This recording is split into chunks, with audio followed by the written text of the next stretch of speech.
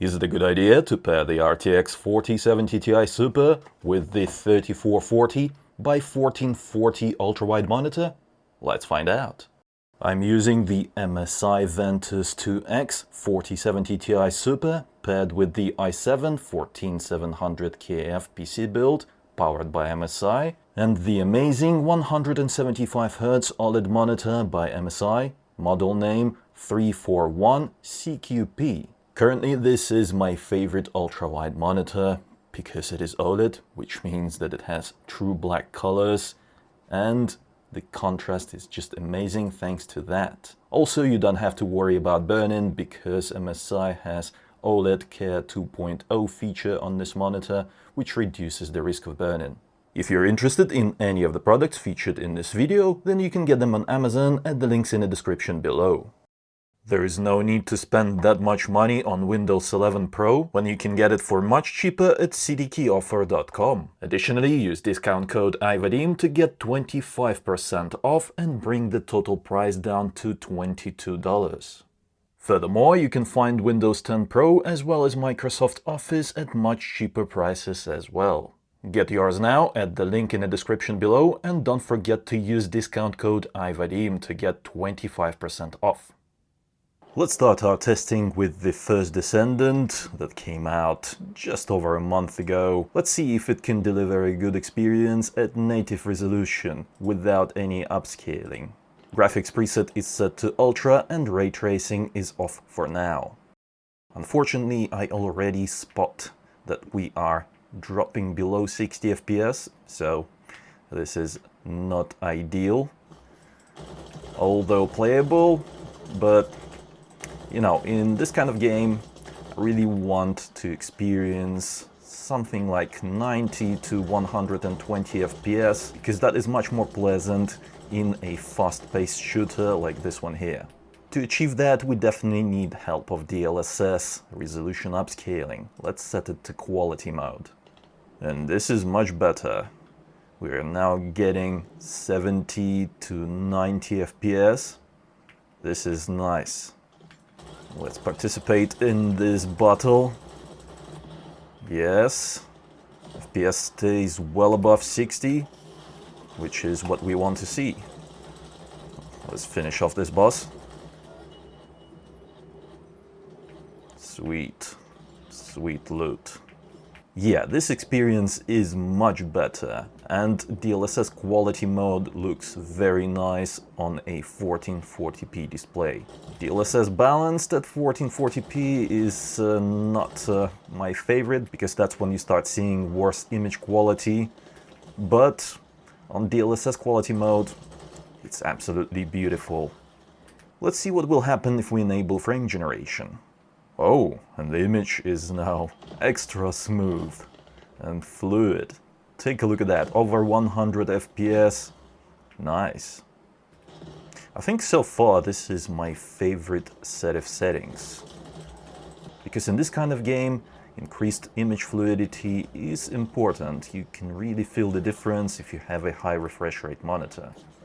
Now let's see if we can have a good time with ray tracing enabled. Let's try Ultra preset. Upscaling stays on quality and frame generation enabled. It's actually not too bad. I was expecting that it will be much worse. But we're still getting somewhat good FPS. 90 to 100, sometimes it drops to 80-ish. 1% lows are nice as well. 78, 77, not bad. Let's also enable ray reconstruction. And with ray reconstruction enabled, the FPS is at around 80 plus to 90. Not bad. And the last thing left to check is what the performance will be like without frame generation, but with DLSS set to quality. Below 60 FPS from time to time, so this is not ideal. So definitely frame generation is required if you want to play this game with ray tracing enabled. Now let's see how well the 4070 Ti does in Hellblade II, which is one of the most graphically demanding games of 2024 that comes with software-based ray tracing. I've selected the highest graphics quality preset, which is high, and there is no resolution upscaling. We're just using DLAA and no frame generation for now.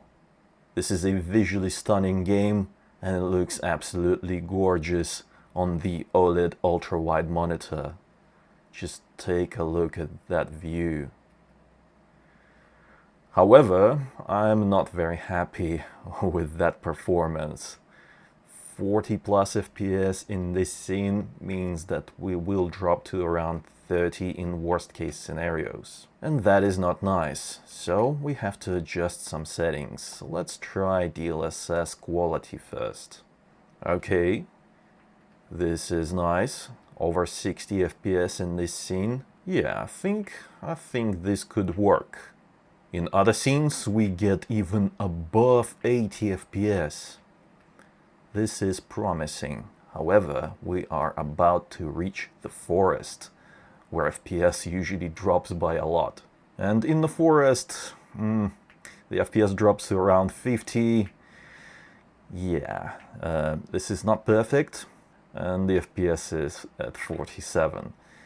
So yeah, if you want consistent 60 FPS, then you have to use frame generation. Check this out.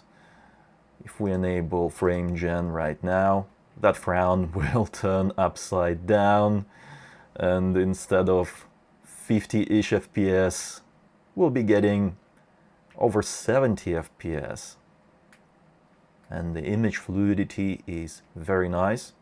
Controls are nice and responsive. This is a pleasant experience. I could definitely continue playing this game like this.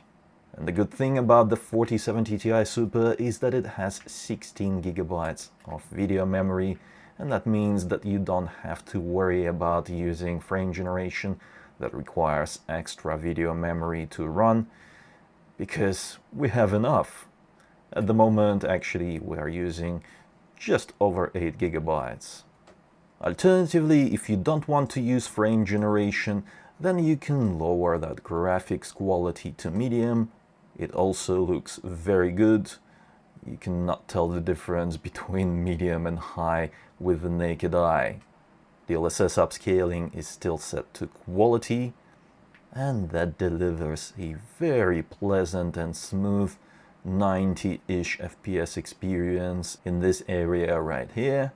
In some scenes you will see well above 100 FPS, 105 to 108, oh, 110, 12, yes, very nice. And in the worst case scene, the FPS stays nice and high, well above 60, 71, 70, 69, nice. I wonder what will happen if we enable a native resolution, so disabling resolution upscaling altogether. Yeah, it's not great. That's why we should keep that DLSS on quality, because otherwise, even on medium preset, the 4070 Ti Super cannot run this game at native resolution. That is, if you are targeting a consistent 60 plus FPS. If you're okay playing at 40 plus FPS in the worst case scenarios and around 60-ish to 70 in other scenes, then it's fine. However, I still think that we should use DLSS set to quality, because it looks exactly the same as native resolution to my eye. So there is just no reason not to use it for that extra performance, because it is a lot. You can get a lot of frames. Let's have a look at what kind of experience we can get in Cyberpunk 2077, and if the 4070 Ti Super can handle the ray tracing overdrive preset, which means that path tracing is enabled. And I would like to be optimistic and select DLSS quality, because I don't want to use anything below quality at 1440p resolution. It just starts looking a little bit meh.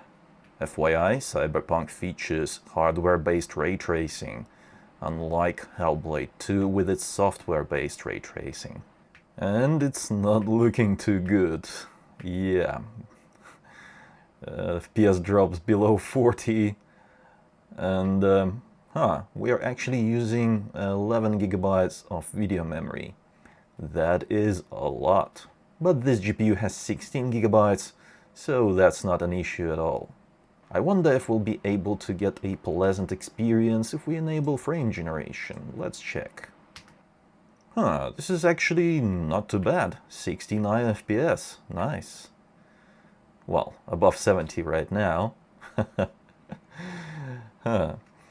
Controls feel okay. I have zero problems with controls latency. None at all. It is absolutely fine. So, once again, frame generation to the rescue. If you want to play this game with all the graphics maxed out, you have to use DLSS resolution upscaling set to quality and frame generation enabled. I actually did not expect that the 4070 Ti Super will be able to deliver a good playable experience at this resolution with ray tracing overdrive preset enabled, because path tracing is very GPU demanding. Although I can't say that I like what I'm seeing in front of my eyes, because there are quite a few visual issues, like these papers, they're just flickering. That's not nice. Also, there's some ghosting. You can see that on NPCs. It is very subtle. I'm pretty sure that you will not be able to catch that on camera. However, I'm telling you that it is kind of messing with my immersion a little bit. So I'm not completely sold on using ray tracing overdrive preset with the 4070 Ti Super. Some people will not be bothered by these visual issues at all, but I am, so I'll probably stick to playing using another graphics preset. Let's have a look if ray tracing ultra preset will be smoother and more visually pleasant. I'll set resolution upscaling to DLSS quality and frame generation stays on. Okay, the performance is much better. 90 plus FPS. And visually, let's see if there is that nasty ghosting. Nope, there is no ghosting. It's gone.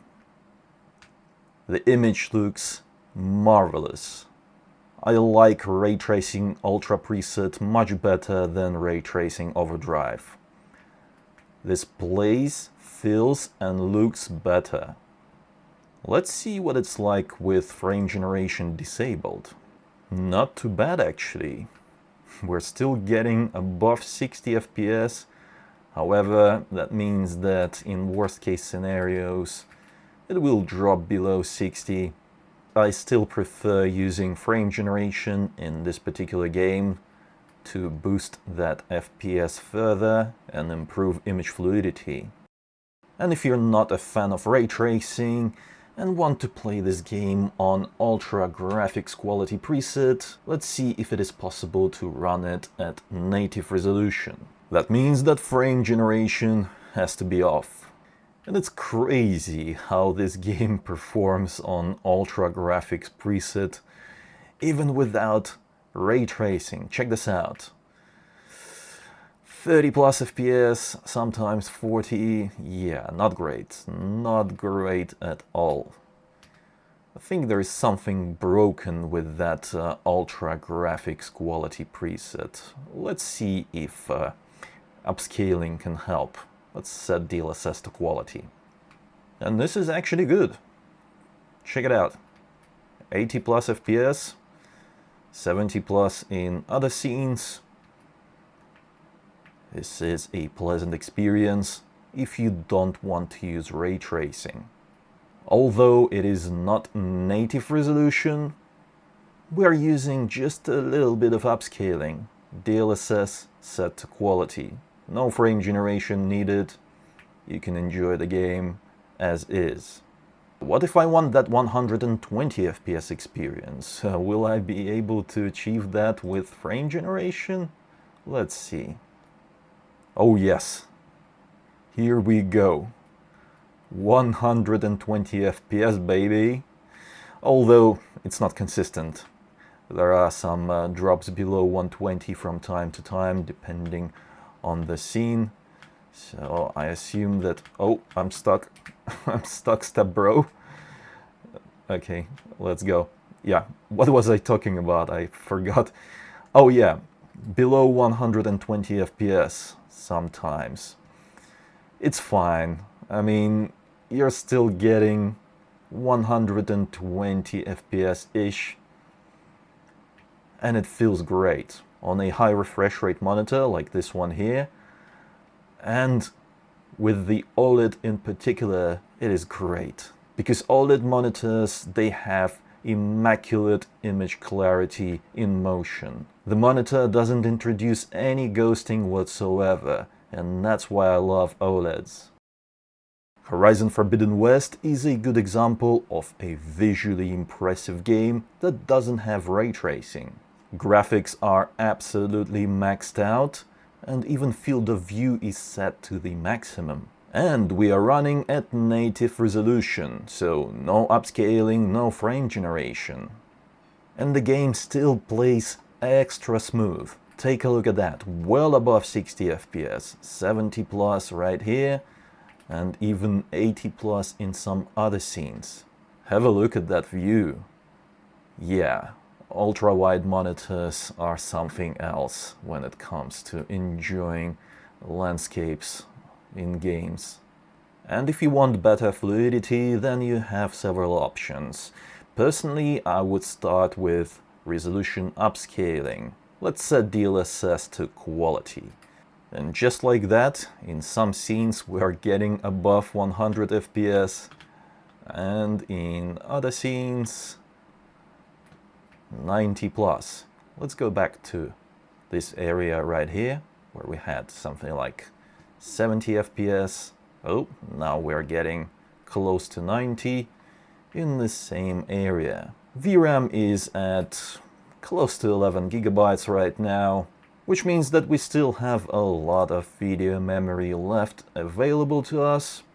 Let's use it up and enable frame generation.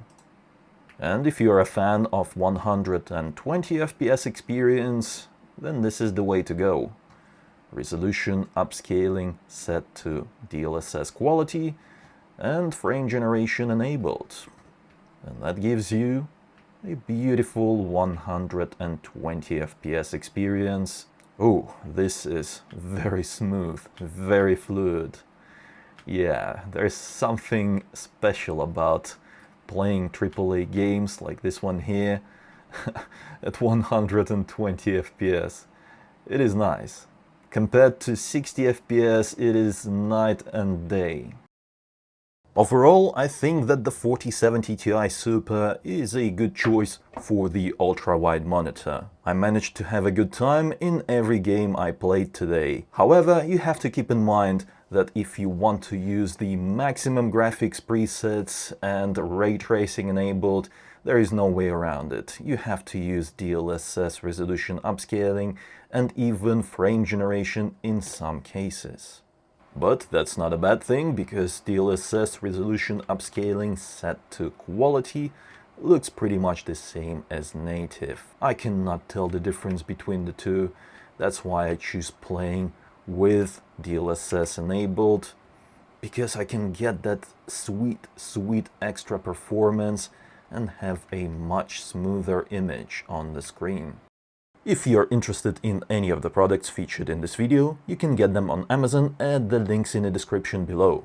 Also, while you're there, let me know what do you think about all this, and don't forget to give this video a like to reward my work if you enjoyed it, and subscribe for more if you haven't already. It was I, Vadim. Until next time.